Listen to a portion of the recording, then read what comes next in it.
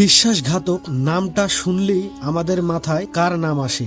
মীর জাফর। আজ আমি দাঁড়িয়ে আছি ঠিক সেই জায়গায় যার ইটে ইটে মিশে আছে 1757 সালে সেই চরম বিশ্বাসঘাতকতার ইতিহাস। আমার পেছনে যে ভাঙ্গা যারা জীর্ণ গেটটি দেখছেন, এর নাম নেমখারাম দেওড়ি বা জাফরগঞ্জ দেওড়ি। এটা ছিল মীর জাফরের প্রাসাদের প্রধান গেট। এই জায়গাটিতে এখন সাধারণ মানুষের প্রবেশ সম্পূর্ণ নিষেধ। তাও আজ আমি চরম ঝুঁকি নিয়ে লুকিয়ে আপনাদের জন্য এই জায়গাটার হালকা একটু ভিডিও রেকর্ড করেছি। পুরো ভিডিওটা শেষ পর্যন্ত দেখুন, কারণ আজ আমরা ইতিহাসের সবচেয়ে অন্ধকার অধ্যায়ের সামনে দাঁড়িয়ে আছি।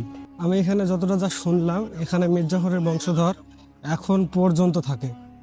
পলাশির যুদ্ধে নবাব সিরাজদৌল্লার সাথে মীর জাফর যে প্রতারণা করেছিল, তার চূড়ান্ত পরিণতি ঘটেছিল এই গেটের ওপারে। ইতিহাস বলে, পলাশির যুদ্ধের পর নবাব যখন বন্দী হন, তখন মীর জাফরের ছেলে মিরনের আদেশে মোহাম্মদ আলী বেগ এই প্রাসাদের ভেতরেই নবাব সিরাজদৌল্লাকে নির্মমভাবে হত্যা করে। ভাবা যায়, বাংলার শেষ স্বাধীন নবাবের রক্ত লেগে আছে এই মাটির কোথাও না কোথাও। এই কুখ্যাত দেউড়ি দিয়েই নবাবকে শেষবারের মতো নিয়ে যাওয়া হয়েছিল, আর সেই থেকেই এই গেটের নাম হয়ে যায় নিমখারাম দেউড়ি। আমি এখানে ভিডিও করছিলাম, হঠাৎ এই টোটোটা ভেতরের দিক চলে গেল।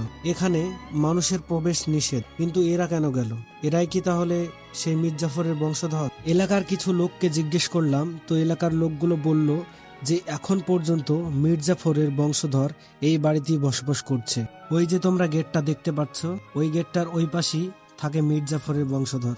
যেহেতু ওখানে ওরা সাইনবোর্ড টাঙিয়ে দিয়েছে প্রাইভেট প্রপার্টি, তাই আমি আর ভিতরে ঢোকার চেষ্টাও করলাম না। তবে বন্ধুরা, একটা জরুরি কথা আমাদের মনে রাখা দরকার, ইতিহাস আমাদের সচেতন করে, কিন্তু কাউকে ব্যক্তিগতভাবে ঘৃণা করতে শেখায় না। মীর জাফর যা করেছিল তা ছিল তার নিজের চরম অপরাধ ও ব্যক্তিগত বিশ্বাসঘাতকতা। তার সেই পাপের জন্য আজ 100 বছর পর তার বর্তমান পরিবার বা বংশধরদের কোনোভাবে দায়ী করা বা তাদের ক্ষতি করা একদমই উচিত নয়। তারা সম্পূর্ণ নির্দোষ, কারণ অপরাধী একজন নির্দিষ্ট ব্যক্তি ছিল, তার আজকের এই নিষ্পাপ পরিবার নয়। তো ভিডিওটা ভালো লাগলে ভিডিওটাকে একটা লাইক করে চ্যানেলটাকে সাবস্ক্রাইব করে রাখবেন, এরকম আরো ঐতিহাসিক জায়গা দেখার জন্য।